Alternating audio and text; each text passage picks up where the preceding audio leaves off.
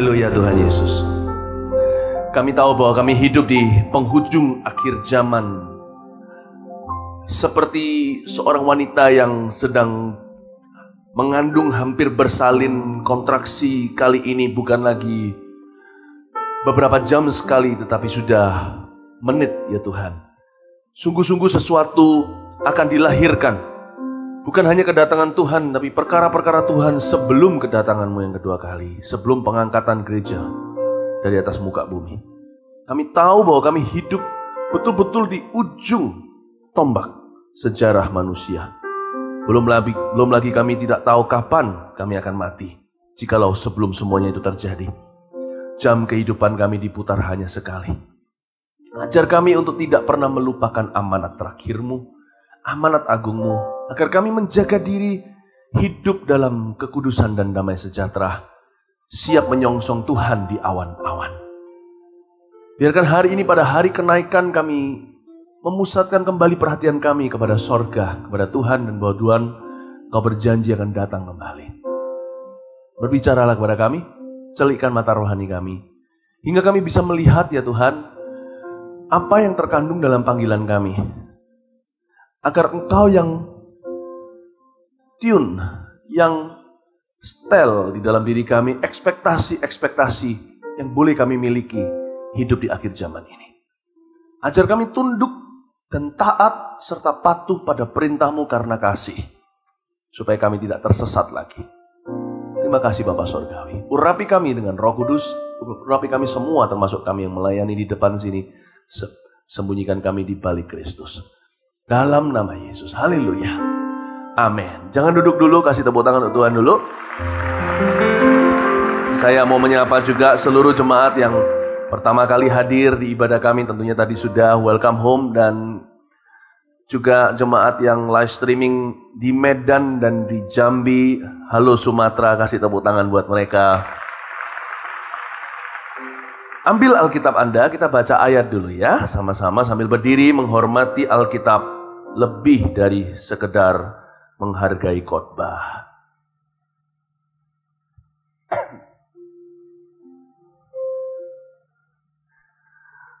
Kisah Para Rasul pasal yang pertama, ayat ke-10 dan 11. Hari ini adalah hari kenaikan Tuhan Yesus. Itulah yang kita peringati hari ini. Mari kita lihat apa yang terjadi pada saat itu, waktu Yesus terangkat ke sorga. Kisah Rasul ayat pasal 1 ayat 10 dan 11 kita baca bersama. Hitungan ketiga, 2, 3. Ketika mereka sedang menatap ke langit waktu ia naik itu, tiba-tiba berdirilah 2 orang yang berpakaian putih dekat mereka dan berkata kepada mereka, "Hai orang-orang Galilea, mengapakah kamu berdiri melihat ke langit? Yesus ini yang terangkat ke sorga meninggalkan kamu akan datang kembali dengan cara yang sama seperti kamu melihat dia naik ke sorga." Kita ulang lagi dari kata Yesus ini. 1, 2, 3. Yesus ini yang terangkat ke sorga meninggalkan kamu akan datang kembali dengan cara yang sama seperti kamu melihat dia naik ke sorga. Angkat tangannya, katakan Maranatha, Yesus datanglah. Mari kita beri tepuk tangan untuk Tuhan. Silakan duduk kembali. Yesus akan datang kembali. Yesus pergi beratus-ratus, tepatnya 120, 500. Lalu seolah berkurang 120 di loteng atas. 10 hari kemudian, ketika terjadi Pentakosta, Yesus perginya beratus-ratus. Yesus perginya beratus-ratus, kembali berjuta-juta. Hari ini berapa miliar manusia mengaku bahwa Yesus adalah Tuhannya. Di atas muka bumi ini, miliaran orang Kristen. Entah berapa yang lahir baru dari antara semua yang mengaku, pokoknya mereka percaya Yesus adalah Tuhan. Injil dimulai di Yerusalem, di tempat kecil, bisa berakhir sebar luas. Saya percaya, saya ingatkan kembali rema yang kita terima. Baru berapa hari yang lalu kita ketemu. Kita gereja Mawar Sharon pergi beribu-ribu untuk kemuliaan Tuhan, pulang berlaksa-laksa. Kasih tepuk tangan untuk Tuhan. Injil harus diberitakan. PR kita masih banyak. Lihat kursi-kursi yang sudah ditambahkan yang merah-merah ini, yang Anda duduki coklat. Ibadah 2 ini juga nanti akan penuh. Tapi kita setiap kebaktian di sini punya ruang bukan demi memenuhi gereja, tetapi untuk mengosongkan neraka. Kita harus berbuat sesuatu, saudara. Besok pagi-pagi, setelah khotbah seharian nanti sampai malam, saya harus terbang langsung ke Manado untuk KKR Trip to Hell di lapangan terbuka. Doakan ya, supaya tubuh ini kuat. Roh ini penurut, tubuh ini yang kadang-kadang tidak bisa menyusul. Tapi dengan doa Anda, Paulus pun didoakan dia menjadi gagah perkasa secara fisik juga. Doakan kami terus yang ada di garis depan. Tapi kita semua di garis depan. Kita semua bersentuhan dengan dunia. Kita semua berhubungan dengan orang dan orang perlu Tuhan. Kita harus melakukan sesuatu. Dikasih Tuhan gedung seperti ini, di Medan juga sama, di Jambi, di mana saja satelit kita, di kota-kota. Tuhan kalau kasih kita, izinkan kita masih lihat sebuah kursi yang kosong. Itu kita yang harus isi. Bukan Tuhan Yesus. Tuhan Yesus sertai. Kita yang isi. Amanat terakhir harus dilakukan demi kasih. Dan waktunya sudah semakin dekat. Bapak Ibu Saudara. Kita itu hidup di penghujung zaman. Saya bukakan satu ayat lagi, nggak usah dibuka. Anda sebenarnya di Kisah Rasul tadi yang kita baca, cuman sekarang di pasal 3 ayat 21. By the way, multimedia siapkan aja ayatnya ini untuk muncul di luar. Ini dadakan. Untuk setiap ibadah nanti ada ayat ini yang saya baca. Setiap ibadah hari ini saya khotbahnya beda-beda. Anda mau mendouble ibadah, silahkan. Kebaktian ini saya mau bicara tentang kedatangan Tuhan Yesus. Kebaktian kedua nanti pukul 10 waktu Indonesia bagian barat di sini yang live streaming cocokkan sendiri. Saya bicara tentang kuota keselamatan. Ada kuotanya loh. TikTok, TikTok, TikTok. Jam berdetak. Semakin cepat. Kesempatan berjalan mundur. Kalau tahun ini anggota keluarga Anda belum semua dalam Tuhan, Anda harus berlomba-lomba. Sebab ada kuotanya. Nanti saya buktikan di kebaktian 2. Kebaktian 3, pukul 4 nanti waktu Indonesia bagian sini. Saya akan bicara tentang hidup bertujuan di akhir zaman ini. Saya ajari cara berpikir hidup di akhir, di zaman akhir. Ya, kebaktian 4 nanti saya juga akan beda khotbah. Anda kalau mau mendouble hari ini, silahkan. Lebih baik 1 hari di rumah Tuhan daripada 1000 hari di tempat lain. Ya, nah sekarang saya jelaskan kepada Anda, saya bacakan dulu Kisah Para Rasul pasal 3 ayat 21. Bunyinya begini, Kristus itu harus tinggal di sorga, berarti nggak datang dulu. Sampai kapan? Sampai waktu pemulihan segala sesuatu. Ini maksudnya apa pemulihan segala sesuatu? Ya kan nggak akan datang-datang kalau gitu. Mungkin beberapa orang yang suka mencemoohkan Tuhan akan berkata, sama aja bohong, ya kan? Kapan datangnya pemulihan segala sesuatu? Perhatikan kata pemulihan segala sesuatu di situ artinya pemulihan kebenaran-kebenaran, the big truth. Kebenaran-kebenaran besar dipulihkan, Anda harus bisa lihat langsung lonceng zaman. Seperti yang difirmankannya Allah dengan perantaraan nabi, seperti yang difirmankan Allah dengan perantaraan nabi-nabinya yang kudus di zaman dahulu. Untuk menilai zaman kita bisa lihat pemulihan segala sesuatu. Kalau pemulihannya itu semakin jelas, kebenaran-kebenaran yang dipulihkan itu yang besar-besar, kebenaran yang besar-besar itu semakin belum dikeluarkan, jangan dikeluarkan secara singkatnya. Oke, yang multimedia. Kalau seumpamanya kebenaran-kebenaran besar itu sudah dipulihkan, maka kita harus tanda kutip curiga waktunya semakin dekat. Dan di dalam, oke, sudah dikeluarin, saya jelaskan aja. Tapi nanti multimedia tolong ya, ini jangan dikeluarkan, jangan mendahului saya. Kalau saya khotbah belum sampai sini, jangan dikeluarkan di sini. Sejarah gereja singkat. Jadi sejarah gereja singkat menunjukkan, nanti saya akan tunjukkan dari sejak gereja mula-mula, bagaimana perjalanannya. Ketika kebenaran-kebenaran yang besar sudah dipulihkan, Anda harus semakin siap sedia. Tuhan bisa datang semakin dekat. Dan di dalam sejarah gereja, pemulihannya itu semakin singkat. Apa yang dulu menunggu 1000 tahun, sekarang pergerakan zaman lebih cepat. Dulu dipulihkan antara satu ke berikutnya cukup lama. Sekarang dalam waktu bulan Tuhan itu memberi pewahyuan-pewahyuan yang dahsyat, pewahyuan-pewahyuan yang baru. Luar biasa cepat sekali. Pernah merasa nggak hari-hari ini? Cepat ya. Baru merem rasanya sudah mau lebaran lagi. Coba ya setelah kita nanti ini ada liburan. Ya, bagi beberapa yang kerja pokoknya ini maksudnya sudah mulai liburan tengah tahun ini. Nah, nanti baru berkedip udah Natal lagi. Cepat sekali, hari ini pagi cepat malam, malam cepat pagi. Siapa yang merasa pergerakan zaman dan hari begitu cepat sekali? Salah satunya bukan berarti karena 24 jam itu semakin singkat, tidak demikian. Tetapi yang membuat rasa cepat itu sebenarnya kita secara roh merasakan peka. Tuhan bergerak dengan sangat-sangat cepat dan dalam waktu yang sangat singkat. Nah, saya coba jelaskan sejarah gereja secara singkat ini. Coba munculkan slide yang pertama. Come on. Ya. Gereja mula-mula. Kita mulai dengan pemulihan segala sesuatu. Katakan pemulihan segala sesuatu. Gereja mula-mula. Gereja berdiri pada saat peristiwa Pentakosta di loteng Yerusalem tahun 33. Nah, setelah itu gereja mengalami masa-masa kebangunan rohani sampai pada saat Yohanes menulis surat Wahyu atau menulis surat Wahyu, itu sudah generasi ketiga kekristenan. Yohanes sudah umur kurang lebih 890. Lalu kegerakan masih terjadi, kebangunan rohani, bukan hanya para rasul-rasul yang 12 itu, tapi sudah sampai ada bapak-bapak gereja seperti Rufus, Alexander, anak Simon Kirene, itu sudah sampai ke cucu lagi. Luar biasa. Tapi gereja mulai masuk ke the dark ages atau masuk di dalam masa-masa gelap.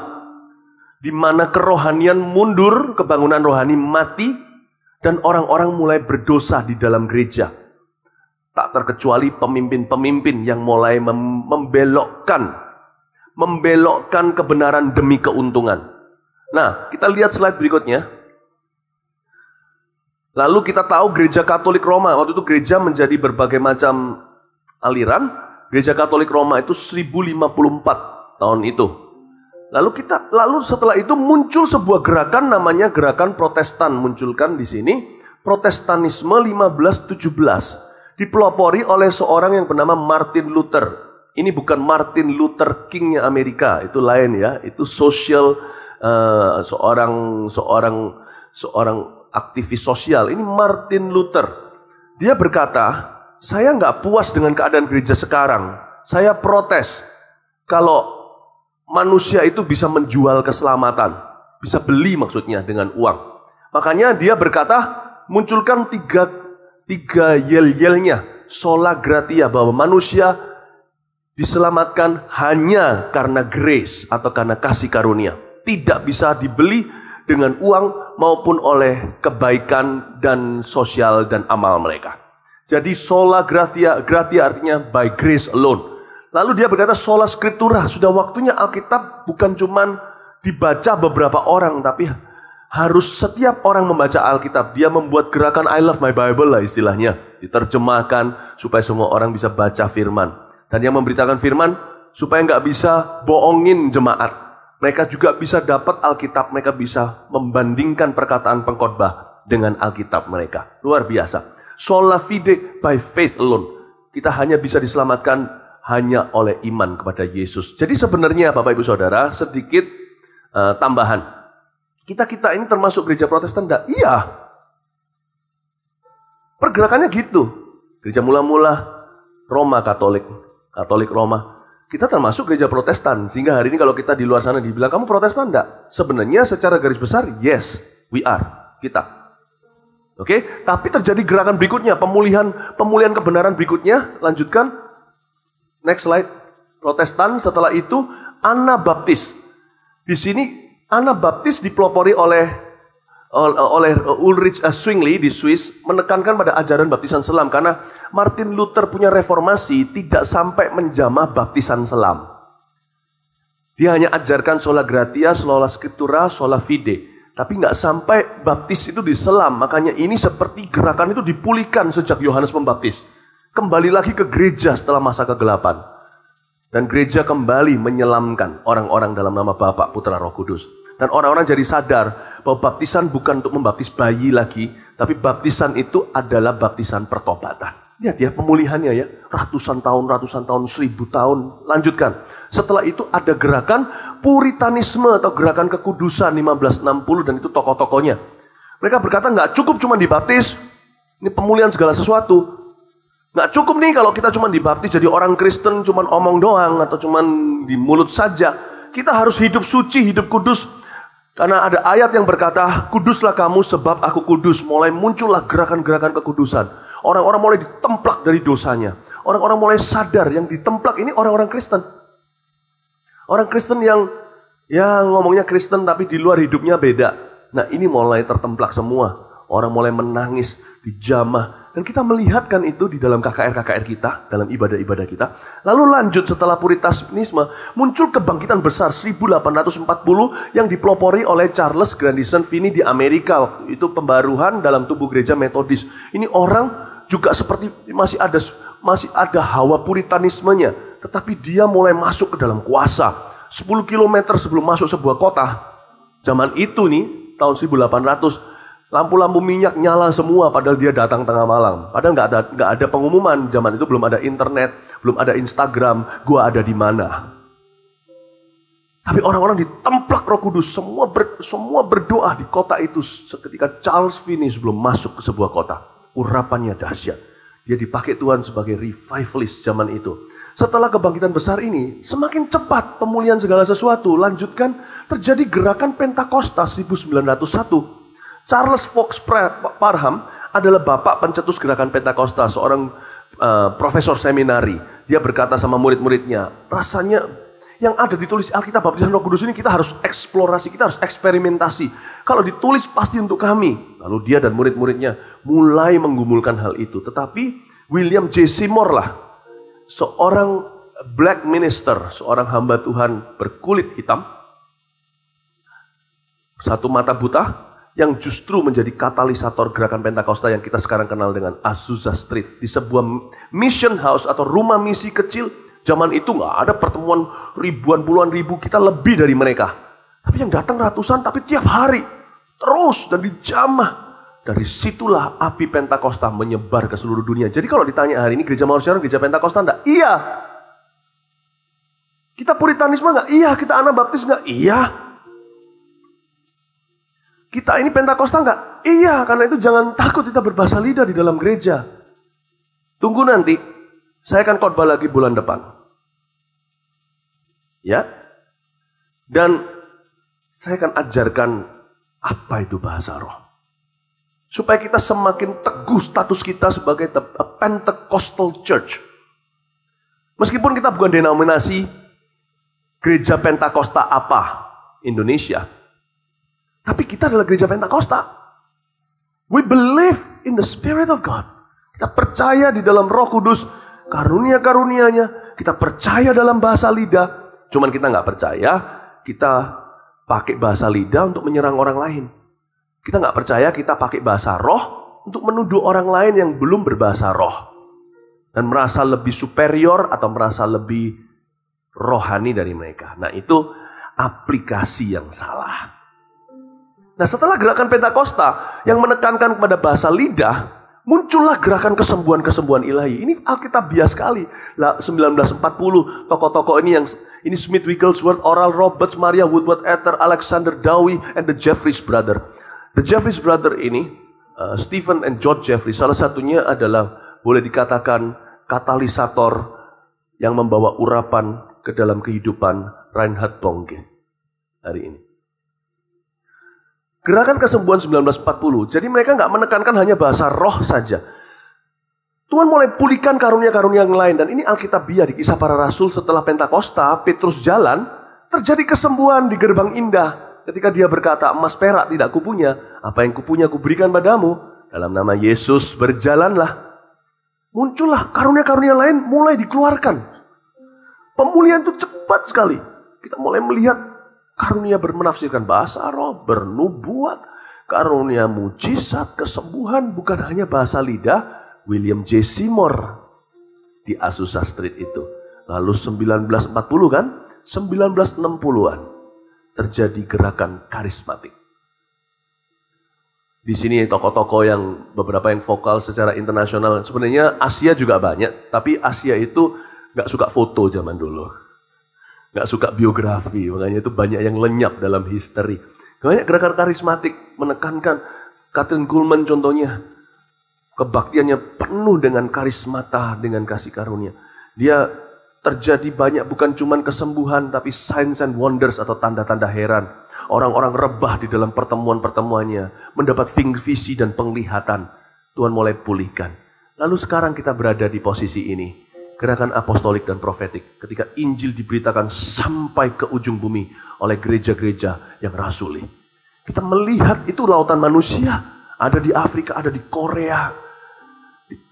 Itu di China. Kita melihat gerakan apostolik kemana-mana untuk menyelesaikan amanat agung. Saya ulang lagi. Kristus harus tinggal di sorga. Sampai pemulihan segala sesuatu. Kita ada di penghujung sejarah. Semua truth, kebenaran-kebenaran besar sudah dipulihkan.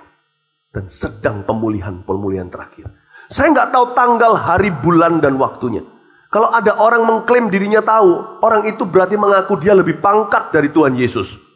Yesus sendiri berkata, anak manusia saja tidak tahu, bukan berarti Tuhan tidak maha tahu. Supaya kita nggak sok tahu, Tuhan bilang begitu. Tuhan ngomong gitu untuk bisa skakmat segala penyesatan-penyesatan dalam namanya. Dia berkata, saya sendiri anak manusia, anak Allah yang maha tinggi aja memilih untuk tidak tahu dan memberitahu. Apalagi kamu yang hanya manusia. Jangan percaya ya, Tuhan akan datang 28 Oktober nanti. Ketawa aja, haha. Ini, Anda kokonya Yesus ya? Jangan percaya. Waktu tahunnya, tahun 2019, 2021, don't believe. Tapi kita bisa melihat pohon ara bukan? Untuk tahu zaman apa. Untuk kita ngerti ini AM atau PM, pagi atau malam, kita bisa lihat ke langit kan? Kalau kita lihat mendung kan kita tahu mau hujan. Kalau saya lihat sejarah gereja tadi, ya, maka saya temukan bahwa pemulihan ini sudah terjadi.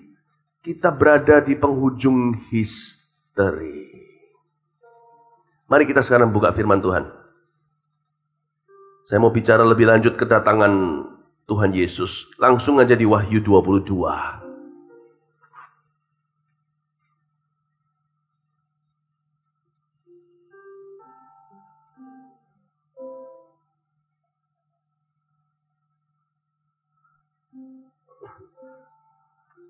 Wahyu 22 ayat 6 sampai ayat 17. Kedatangan Tuhan Yesus. Lalu ia berkata kepadaku, perkataan-perkataan ini tepat dan benar. Dan Tuhan Allah yang memberi roh kepada para nabi telah mengutus malaikatnya untuk menunjukkan kepada hamba-hambanya apa yang harus segera terjadi. Saya barusan tunjukkan kepada Anda apa yang Tuhan tunjukkan kepada saya. Bukan pewahyuan baru, langsung dari sejarah. Untuk tahu masa depan, belajarlah dari masa lalu. Apa yang Tuhan lakukan di belakang kita, harusnya sedikit banyak memberi kita hint dan bocoran apa yang segera terjadi di depan.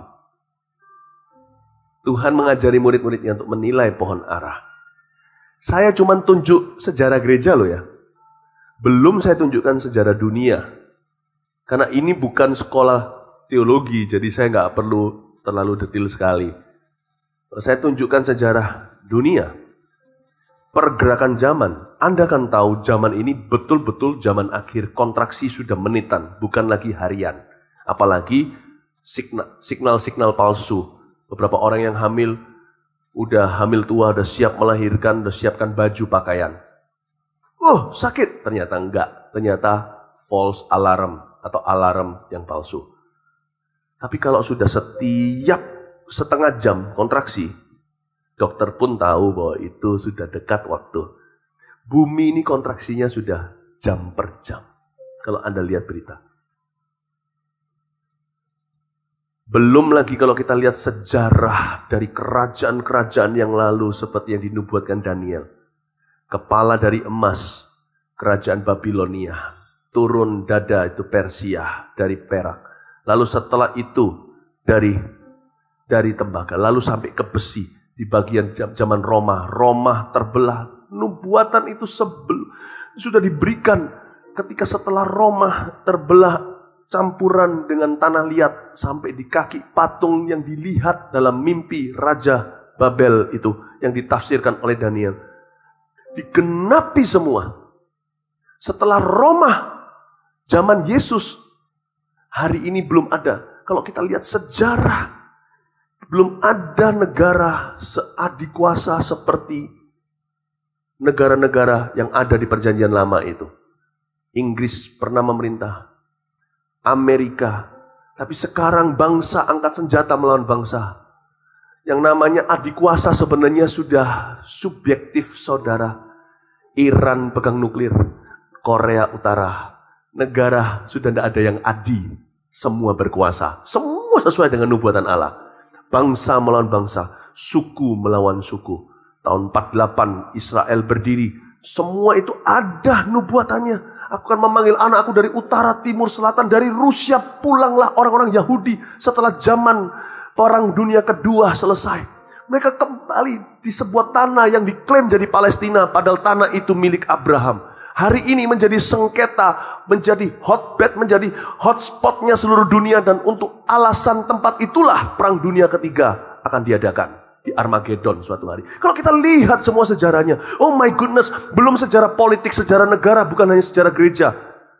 Everything. Waktunya sudah semakin dekat. Kalau kita bicara kenaikan Tuhan.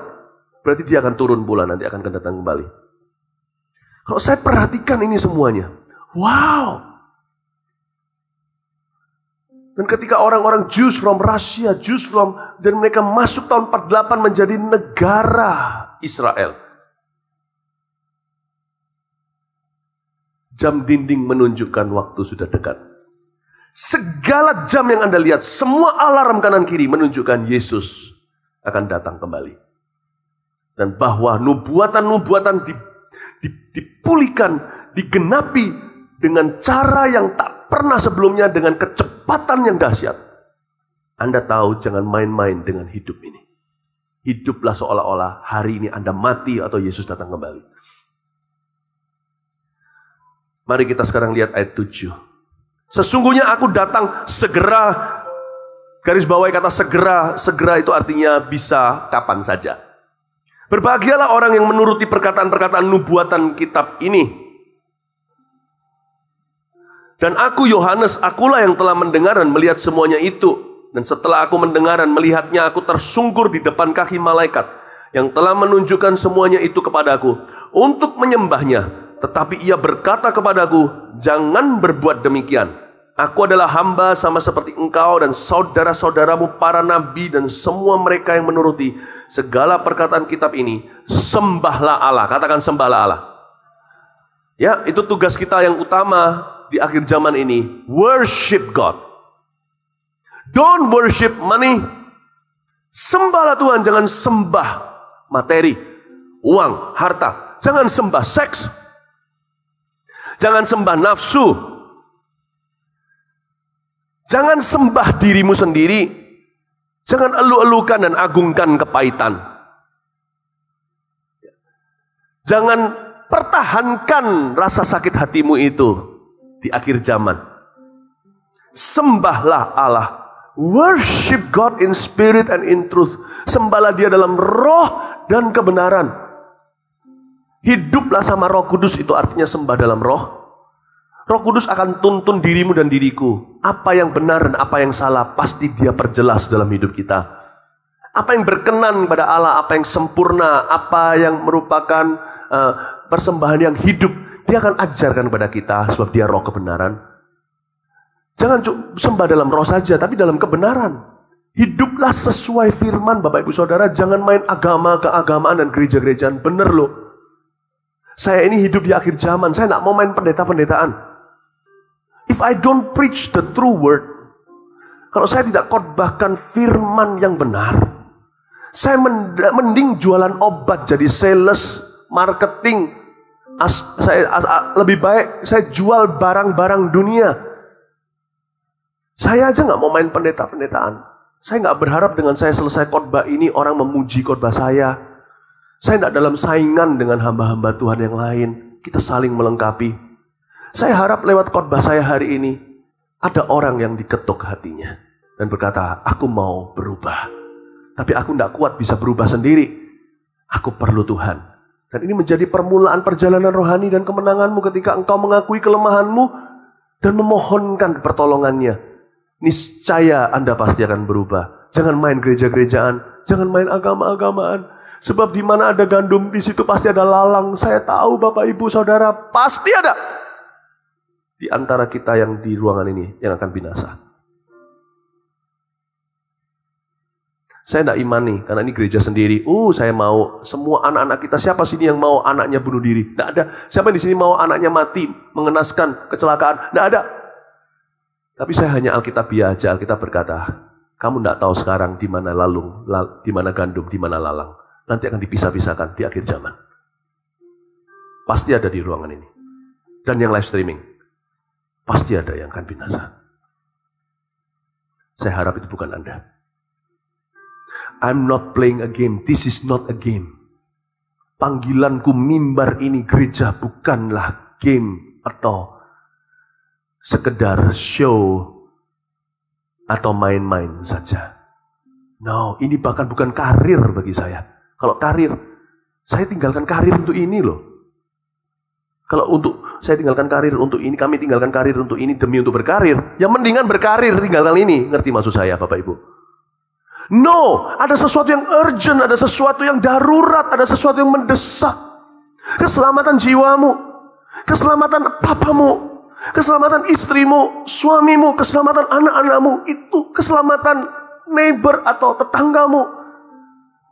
Kemarin pada waktu saya datang ke sini pada hari Minggu, berapa hari yang lalu saya ketemu dengan tetangga saya dulu waktu saya masih bujangan tinggal di rumah papa mama. Sekarang datang gereja di jemaat, di gereja Manusia satu keluarga, mama, anaknya, cucunya. I'm happy. Tetangga kami pun di jamaah Tuhan akhirnya bisa ketemu satu gereja. Itu urgent, itu emergency, itu darurat. Bahkan orang-orang kita tidak kenal, kita harus selamatkan. Bahkan saya doakan sopir taksi. Saya doakan banyak orang dalam hidup saya. Urgent, darurat, jangan main agama-agamaan. Sebab di antara kita yang hadir hari ini, pasti ada yang binasa. Karena Alkitab berkata, ada lalang selalu di mana ada gandum. Jadi saya harus berkhotbah demikian rupa. Kalau nanti ada yang tidak diangkat, saya tidak hutang darah.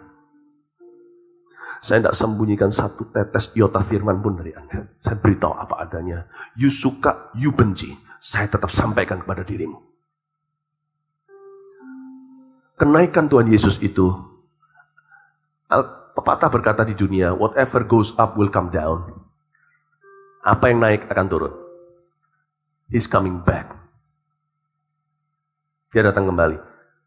Cuma nanti kan, takaran datang kembali itu apa? Syarat ukurannya. Nanti kebaktian 2 saya sampaikan. Kuota. Ya kan Injil harus diberitakan sampai ujung dunia, sampai semua orang mendengar Injil. Bagaimana dengan bayi yang lahir hari ini? Tahukah berapa bayi yang lahir setiap hari di dunia ini? Saya tahu, saya beritahu. Suatu hari, ada satu hari akan tiba, Tuhan tidak menunggu bayi itu mendengar Injil, dia akan datang kembali. Ketika kuotanya tercukupi. Dan kita tidak tahu kuota itu berapa.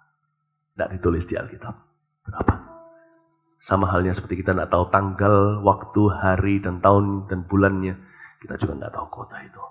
Be careful. Sembahlah dia. Kalau ada di sini yang masih punya simpanan wanita, idaman lain, aku mohon demi keselamatanmu sendiri. Yang cerai kan gini itu disahkan oleh Tuhan. Karena ini karena jadinya juga nggak sah. Tinggalkan wanita itu, kembali ke istrimu. Yang di sini punya pria idaman lain. Sekarang kan zaman Kartini, emansipasi. Tinggalkan cowok itu. Kembalilah ke cowok yang satu, namanya Yesus dulu. Lalu kembali ke suamimu, terimalah dia apa adanya. Di sini yang larikan uang. Tapi cuma 5 juta aja, kembalikan 5,5 juta. Bayar perpuluhan sama orang yang Anda gagal kembalikan sudah. 5 tahun ini Anda bawa lari uangnya, 5 juta, kembalikan 5,5 itu udah murah. Bunga berapa? Hai Sakius, turunlah dari pohonmu.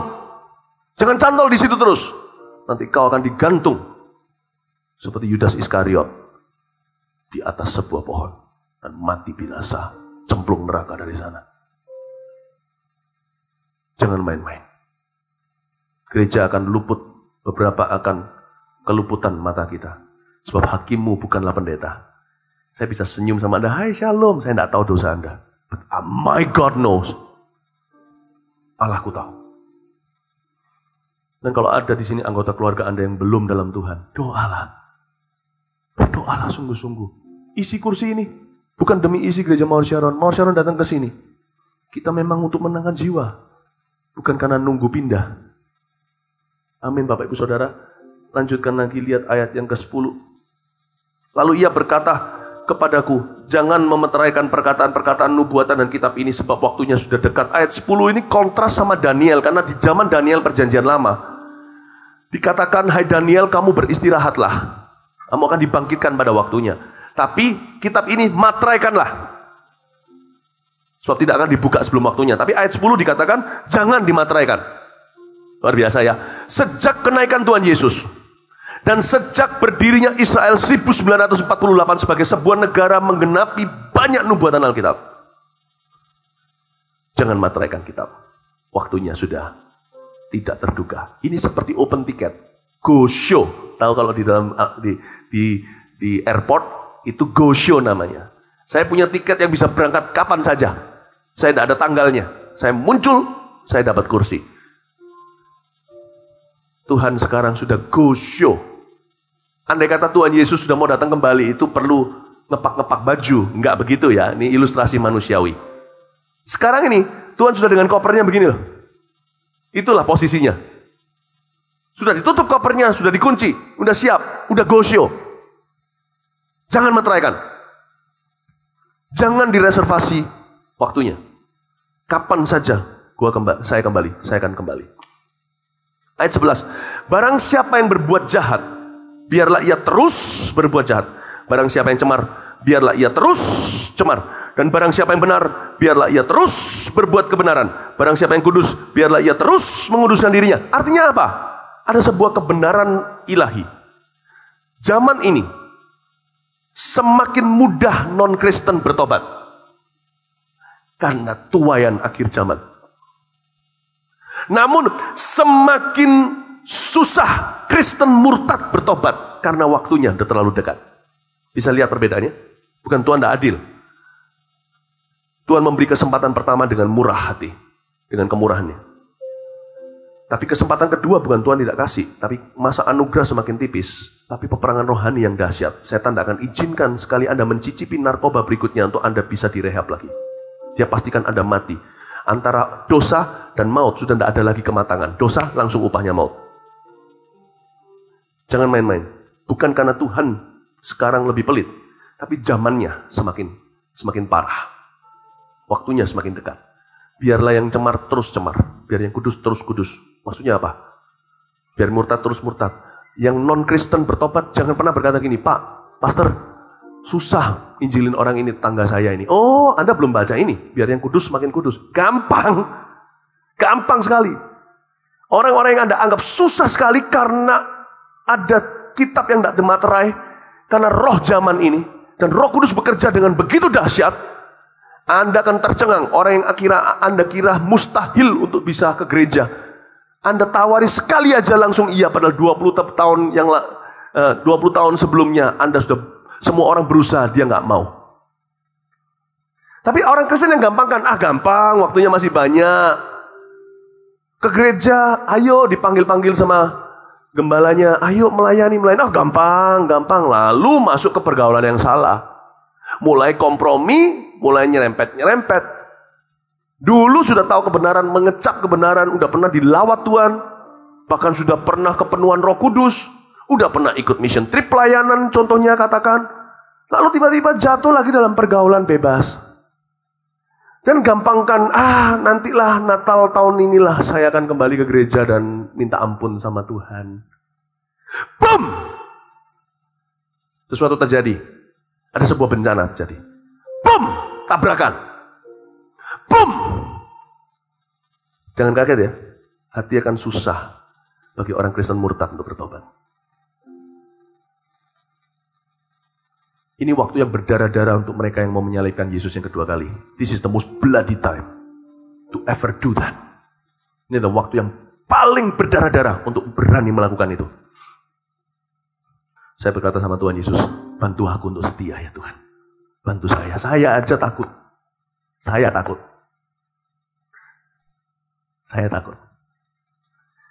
Sesungguhnya aku datang segera dan aku membawa upahku untuk membalaskan kepada setiap orang menurut perbuatannya. Ayat 12. Aku adalah Alfa dan Omega, yang pertama dan yang terkemudian, yang awal dan yang akhir.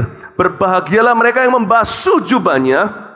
Mereka akan memperoleh hak atas pohon-pohon kehidupan dan masuk melalui pintu-pintu gerbang ke dalam kota itu. Tahu nggak kata basuh jubah itu berarti berapa hari sekali? Kalau jubah itu satu-satunya yang kau pakai, maka jubah itu harus dicuci setiap hari. Jadi kata berbahagia mereka yang membasuh jubah, artinya berbahagialah mereka yang memperbaharui komitmen mereka setiap hari dengan Tuhan Yesus. Ini daily commitment to Christ. Ini kata-kata kiasan, berbahagia yang membasuh jubah. Kita tidak punya dua loh, setiap kita cuma punya satu jubah. Entah kita itu kotorkan atau kita bersihkan, entah kita itu akan menentukan, hai gadis yang bijaksana atau gadis yang bodoh. Pelitamu cuma satu. Life is only once. Hidup cuma sekali. Hidup itu cuma sekali, cuma di stretch berapa menit lebih lama. Menitnya Tuhan itu 80 tahun hidup kita, kalau kita bisa hidup sampai umur 80. Hidupnya cuma satu. Ditarik aja berapa menit sama Tuhan. Jadi di sini jangan ada orang muda merasa terlalu muda untuk melayani Tuhan. Jangan ada orang tua merasa terlambat. Basuhlah jubahmu tiap hari, daily commitment. Saya pendeta pun, saya membasuh jubah saya, bukan dengan kemampuan saya, bukan dengan kesalehan saya, tapi saya setiap hari masuk dalam perjanjian dengan darah Yesus. Every day, renewing my commitment, memperbaharui komitmen hati saya. Sekarang kita lihat mereka yang tidak perbaharui komitmen jatuh ke berbagai macam dosa apa saja. Ayat 15. Tetapi anjing-anjing dan tukang-tukang sihir, orang-orang sundal, orang-orang pembunuh, penyembah-penyembah berhala, dan setiap orang yang mencintai dusta dan yang melakukannya tinggal di luar. Mulai saya kasih pengertiannya ya dengan cepat. Anjing-anjing. Anjing-anjing di sini adalah Kristen yang murtad. Disebut anjing-anjing. Saya jangan salahkan saya pakai kata ini karena ini di Alkitab. Ada ayatnya anjing kembali ke muntahnya untuk menunjukkan orang Kristen yang berbalik setia. Oke? Kalau ada orang seperti ini, rendah hati aja. Sekalipun seolah-olah dianjingkan, rendah hati aja. Seperti wanita Sirofenisia, akui saja, ya Tuhan, aku anjing, tapi aku mau kembali. Aku pun bisa dapat remah-remah roti. Yang kedua di sini dikatakan tukang-tukang sihir. Ini bukan dukun. Tukang-tukang sihir adalah orang-orang yang entah mempraktekkan atau yang mencari okultisme. Hati-hati dengan shortcut atau jalan pintas. Mau sembuh pakai berbagai cara, alternatif, akhirnya terakhir pergi ke orang pintar. Mau tahu masa depan, pergi ke orang yang bacakan nasib. Mau supaya kaya, ke pesugihan. Saya beritahu, tadi malam saya baru cerita dengan beberapa jemaat yang saya temui. Bahwa setan itu tidak bisa mencipta, karena pencipta itu Tuhan Yesus. Yohanes 1, pada mulanya adalah firman. Setan cuma bisa seperti Dr. Ellen katakan, satu bulan yang lalu waktu khotbah di sini, dia katakan, setan hanya bisa hijack aja lagu-lagu, ide-ide kreatif dari Tuhan Yesus. Melalui anak-anaknya yang kurang bertanggung jawab dengan talenta mereka. Nah, setan juga tidak bisa sembuhkan. Kalau dia sembuhkan Anda, kelihatannya sembuh atau kelihatannya Anda jadi kaya, keluar dari hutang. Tapi lihat ya, tagihannya menyusul berapa tahun kemudian atau berapa bulan. Tiba-tiba nanti ada anaknya yang dibuat gila. Tiba-tiba Anda memang kaya, tapi nanti anaknya cerai semua. Ada tumbalnya. Setan tidak pernah free. Dia tidak bisa kasih Anda. Dia hanya bisa pindahkan masalah. Jangan ke tukang-tukang sihir. Mending saya mati miskin, mati sakit, daripada saya masuk neraka. Orang-orang sundal, kata sundal di sini adalah porno. Hati-hati dengan pornografi, karena ini dosa yang adiktif sekali. Dosa yang kecanduan sekali. Orang tidak semudah itu berkata, bye-bye, gua tinggalkan. Dia akan jatuh dan jatuh lagi puluhan tahun kemudian. Akan terus jatuh bangun. Jangan dijamah. Ada banyak sekali yang masih saya perlu jelaskan tentang porno ini, tentang gadget, tentang tablet, tentang handphone. Tapi nanti aja, waktu saya bicara tentang keluarga, saya ajarkan gimana orang tua bisa ngerem dirinya dan ngerem anak-anaknya. Soal-soal demikian. Orang-orang pembunuh, kata pembunuh roh kepahitan. Jangan biasakan diri terjerat kepahitan, karena lama keluar dari sana. Nanti di kebaktian yang lain saya jelaskan. Penyembah-penyembah berhala, kata penyembah-penyembah berhala di sini sebenarnya menunjuk kepada, waktu saya doa, Roh Kudus katakan, ini menunjuk kepada materialisme, bukan penyembahan-penyembahan berhala zaman kuno. Masih ada sih, tapi ini zaman baru. Jangan worship the material world. Jangan menyembah dunia materi ini, akan berlalu. Setiap orang yang mencintai dusta, kata dusta di sana munafik. Jadi saya tahu bahwa orang munafik akan tinggal di luar. Kata tinggal di luar sini artinya masuk ke dalam api neraka. Jadi kita harus tahu, munafik pasti masuk. Itulah sebabnya, mending saya ketemu dengan orang berdosa yang dosa banget, tapi menyesal. Berdosa tapi mengakui, daripada mereka yang berdosa dan berbulu domba. Yang itu pasti masuk neraka. Jadi waktu saya baca ayat ini, saya cuma berpikir aja berapa orang yang klaim dirinya Kristen ya, akan berakhir di api. Karena terlalu banyak kemunafikan, termasuk mereka yang berjubah kependetaan. Hati-hati. Ayat 16, aku Yesus telah mengutus malaikatku untuk memberi kesaksian tentang semuanya ini kepadamu bagi jemaat-jemaat. Aku adalah Tunas, yaitu keturunan Daud, bintang timur yang gilang gemilang. Ayat 17 terakhir, dengan ini saya selesai. Roh dan pengantin perempuan itu berkata, marilah. Dan barang siapa yang mendengarnya, hendaklah ia berkata, marilah. Dan barang siapa yang haus, hendaklah ia datang. Dan barang siapa yang mau, hendaklah ia mengambil air kehidupan dengan cuma-cuma. Roh dan pengantin perempuan. Satu Roh Kudus, yang satu rohnya gereja. Roh gereja yang murni harus menyanyi. Roh dan pengantin perempuan itu harus bersama-sama berkata, ya Allah, damai sejahtera, kuduskan aku seluruhnya, agar roh, jiwa, dan tubuhku terpelihara sempurna.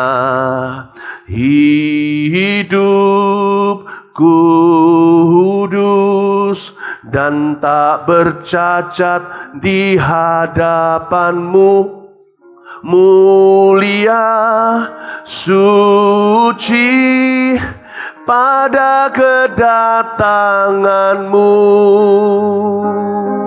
Hosana, Hosana, datanglah Tuhan Yesus.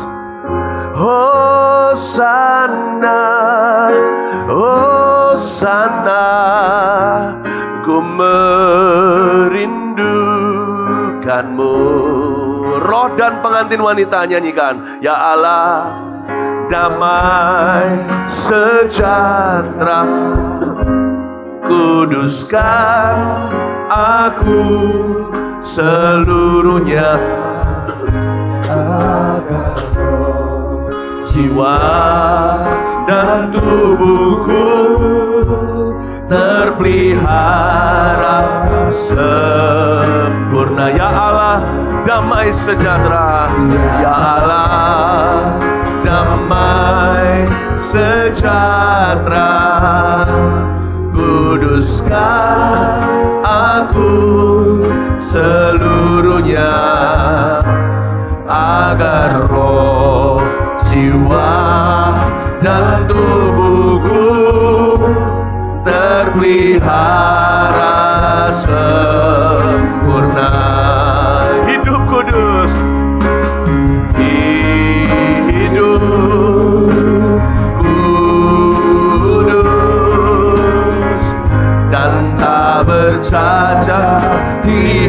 hadapan-Mu. Mulia, suci pada kedatangan-Mu. Angkat tanganmu, katakan Hosana, Hosana, Hosana. Datanglah Tuhan Yesus. Hosana, Hosana. Ku merindu hidup kudus dan tak bercacat di hadapan-Mu. Hidup kudus dan tak bercacat di hadapan-Mu.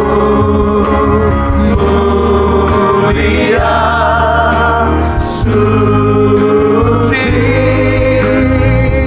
pada kedatangan-Mu. Hosana, angkat tangan dan suara. Hosana, Hosana. Datanglah Tuhan Yesus. Hosana, Hosana. Ku merindukan hidup kudus. Hidup kudus dan tak bercacat di hadapan-Mu. Mulia, suci pada kedatangan-Mu. Hosana, Hosana, Hosana.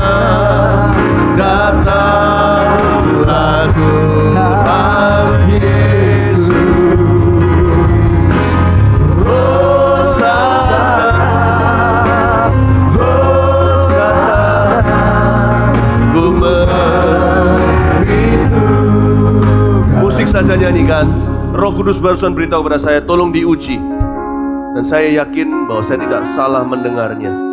Dan ini mungkin agak sulit kalau saya tanya siapa di sini yang pernah terlibat, bukan pernah, yang masih jatuh bangun di pornografi, pasti ada. Saya tidak akan tackle atau handle lawan setan-setan yang lebih kecil. Bukan berarti dosa ada yang lebih suci. Tidak, semua dosa adalah dosa, sama. Gak ada size-sizean, gak ada SML. Tapi saya harus handle setan yang lebih komplikasi, roh jahat yang lebih berat. Roh Kudus beritahu pada saya di sini ada satu orang gentleman, seorang pria yang suka kepelacuran. You are here. Baru minggu kemarin ini Anda juga jatuh lagi, padahal Anda ingin hidup bersih. Daripada masuk neraka, saya diingatkan Tuhan tentang wanita yang tertangkap basah. Yesus bela dia, tapi di depan umum perempuan itu tertangkap mengakuinya. Bagi dia terpaksa, Anda sukarela. Saya akan melakukan sesuatu yang tidak konvensional dan tidak populer di semua gereja, di mana-mana. Bisa daripada Anda masuk neraka, saya tahu Tuhan memanggil Anda keluar dari khalayak orang banyak untuk Anda diselamatkan, dibebaskan.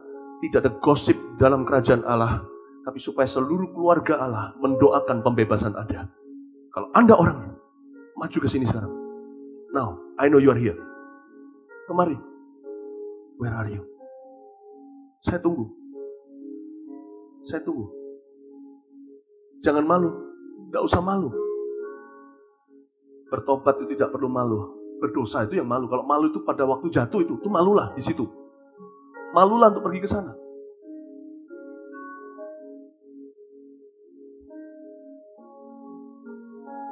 Kamu jelas tadi pertanyaan saya, perkataan saya, betul. Bukan pornografi, kembali situ. Ini yang kepelacuran. Jatuh sama pelacur. Where are you? Roh Kudus ngomong sama saya, jelas sekali. Jangan kau binasa dari tempat ini. Orangnya ada di sini. Maju ke sini sekarang. a gentleman, seorang pria. Cepat ke sini.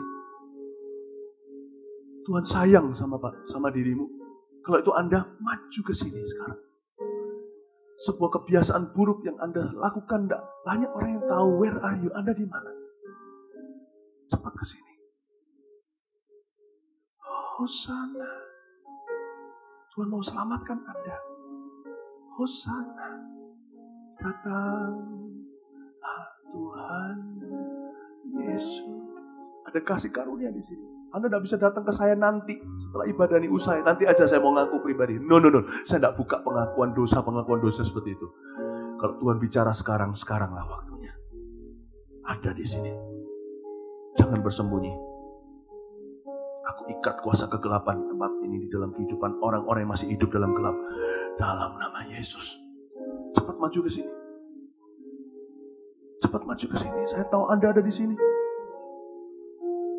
Jangan malu, jangan takut. Gereja akan mendoakanmu supaya kau bebas dari kebiasaan buruk itu. Kalau itu Anda kesini sekarang, jangan sembunyi. Jangan sembunyi. Jangan sembunyi. Jangan sembunyi. Hidupku kudus. Cepat saya tunggu, kemari.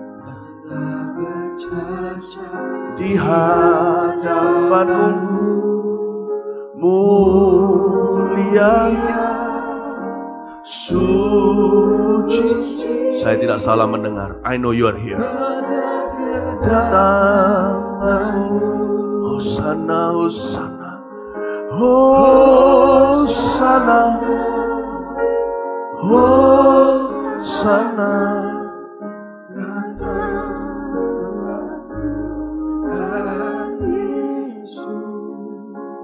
Anda dengar tadi yang saya katakan, bukan pornografi, kepelacuran.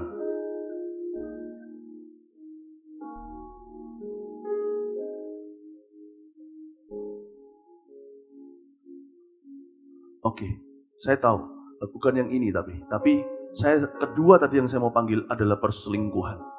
Orang-orang yang berselingkuh.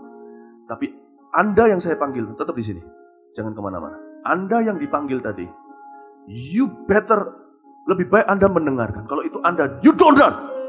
Don't run. Hari ini Tuhan membebaskanmu. Atau keluar dari ruangan ini, setan akan mengklaimmu. Cepat. Tapi di sini, panggilan kedua sebenarnya untuk orang-orang yang selingkuh. Dan saya yang mengagumi seorang gentleman yang berkata, it's okay ya, untuk kita doakan sama-sama. Seorang yang berani mengaku berkata, saya dalam perselingkuhan dan susah lepas. Anda sudah menikah tentunya. Sudah menikah? Istri ada di sini? Sekarang bersama dengan Anda. Yang istrinya Tuhan memberimu ketabahan, kekuatan. Ini bukan kesalahan suami melakukan ini. Justru hari ini dia akan dibebaskan. Kasih tepuk tangan bagi Tuhan Yesus. Ulurkan tanganmu ke depan. Kita doakan saudara kita ini. Yang lainnya yang terlibat dalam perselingkuhan aktif hari ini. Yang sudah menikah terlibat perselingkuhan dengan seorang pasangan yang bukan suami atau istrinya. Maju ke sini sekarang juga. Tuhan akan membebaskan Anda segera. Oh haleluya, haleluya. Bukankah ini yang Tuhan cari dalam sebuah gereja ketika dia porak-porandakan bait Allah. Beri tepuk tangan bagi Tuhan. This is not easy. Kalau bukan Roh Kudus gak mungkin. Saya pendeta. Saya tidak merasa diri saya lebih suci dari kalian. Dengan Anda, saya akan peluk Anda. Tuhan menerimamu. Bebas dari dosamu. Setan tinggalkan dia. Pergi dalam nama Yesus Kristus. Ulurkan tanganmu, kita berbahasa lidah.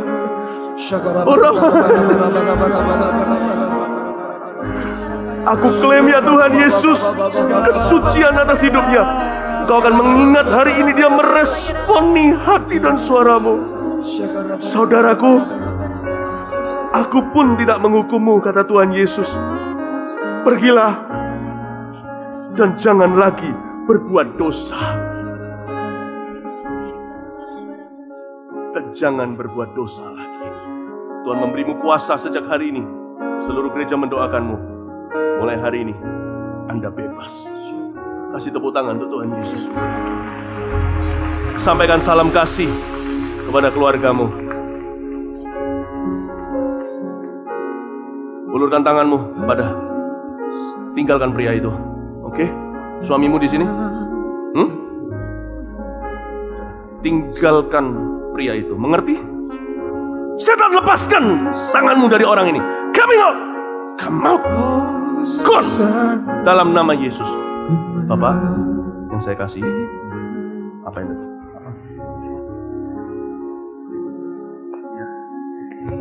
Tinggalkan wanita itu. Kembali ke istrimu. Dalam nama Yesus Kristus. Kasih tepuk tangan untuk Tuhan Yesus. This is church, not religion. Inilah gereja, bukan main agama-agamaan. Kasih tepuk tangan bagi Tuhan. Hosana, Hosana. Saya yakin pasti terjadi kebangunan rohani melalui Mawar Scaron, karena Tuhan sucikan. Hosana. Angkat tanganmu. Hosana. Datanglah Tuhan Yesus. Hosana. Hosana.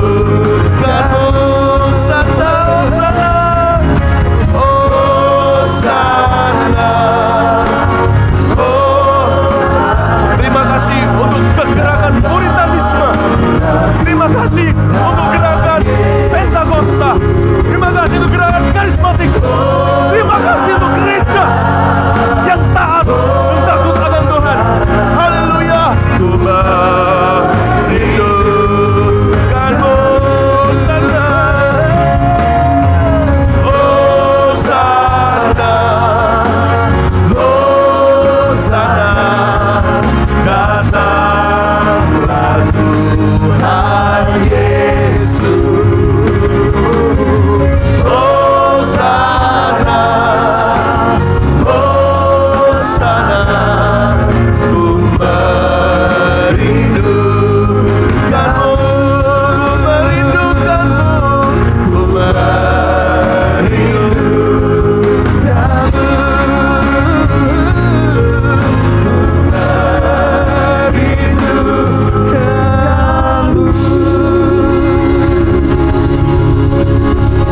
Mari kita arahkan tangan kepada hambanya. Tuhan, terima kasih kalau Engkau memakai hamba-Mu persiapkan Notre Dame Health di Manado. Kami percaya Engkau sudah hadir di sana, Engkau sudah beracara, Engkau sudah kirimkan banyak jiwa-jiwa yang tertolak, yang terhilang, untuk mereka diselamatkan dan terjadi juga puji kesembuhan. Berikan kesehatan, kekuatan, sukacita bungkus hamba-Mu dan seluruh mission trip yang akan berangkat besok. Dan Sabtu dan Minggu kami boleh mendengar laporan kemenangan-kemenangan. Nama Tuhan dipermuliakan. Terima kasih Tuhan. Kalau sebentar kami pulang, kami percaya Engkau menjamah setiap umat-Mu. Yang berdosa boleh bertobat, yang lemah dikuatkan, yang sakit disembuhkan. Terima kasih Tuhan, dan apa yang berkati pekerjaan mereka, pelayanan mereka, kerohanian mereka, studi mereka, masa depan mereka, sudah Engkau atur demikian. Kami percaya tanggal 28 akan terjadi banyak mujizat di tempat ini. Nama Tuhan dipermuliakan. Sidang jemaat kasih Tuhan, angkat kedua tanganmu dan terimalah rahmat dan anugerah. Kasih karunia daripada Allah Bapa, Allah Putra, Roh Kudus, yang selalu akan memimpin, menyertai, memberkati setiap aspek hidup. Sudah mulai saat ini sampai selama-lamanya. Kata sama-sama, amin. Selamat siang, Tuhan Yesus memberkati.